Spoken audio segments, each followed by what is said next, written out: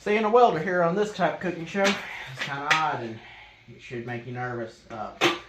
We've got to do some finagling with magazine on 308.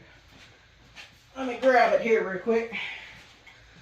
This catch here, I've not had any problems with it before. I think spring may be getting a little bit weak, but when it's picking up those last 2 rounds, the bottom of that, or the back of the round is diving down, and it's skirting over it. So they don't make a magazine catch for these KRG chassis. This is KRG Bravo chassis.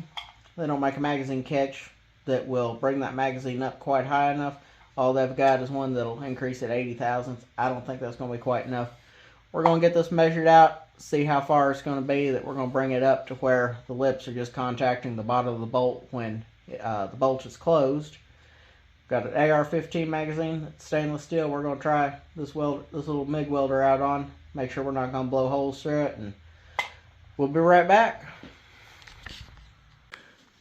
So here's the other part of where that 308 is having some fitting problems. So what it's doing, regular MDT 10 round magazine. I probably screwed this up. I've been putting 12 rounds in it because it will fit for some of those 12 round stages. I think the spring's a little bit weak from that. Don't know for sure. But what I do know is that I have a good bit of play in where this magazine sits versus the bottom of the bolt. And this KRG Bravo chassis, as you can see, got a significant amount of play.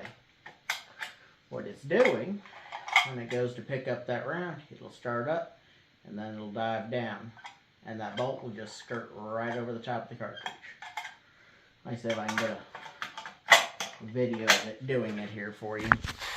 This is an inert round.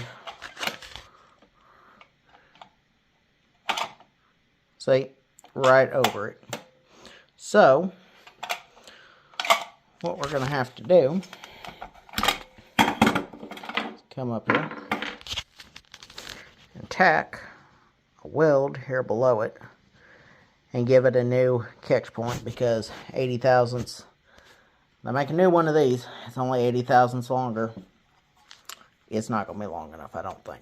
So stand by, we're going to tack some weld on this with our new little MIG welder. This thing kind of impressed me so far. Did some test runs on another magazine. We're gonna do a couple more, get that bead on here, and then we're gonna custom fit it into this chassis. Alrighty folks, bear with me. I'm not a professional welder by any means. I have a brand new Harbor Freight MIG welder that this is the first time ever using it. So other than that test magazine, just put that little nub right there below on this MDT magazine. Maybe it'll, yeah, there we go.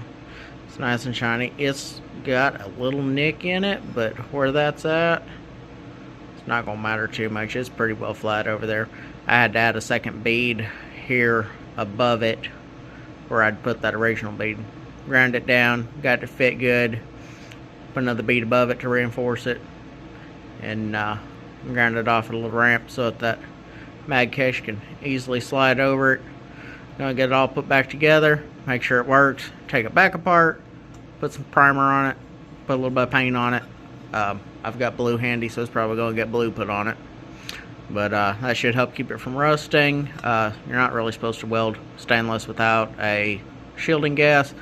This is a flux core non-gas shielded MIG welder. It is what it is. We're making it work today. Alrighty, I think we got her taken care of. Again, this is a dummy round. Clicks in good, feeds in good. Oh, there it went on the floor, but it works good. We'll get it taken back apart, painted.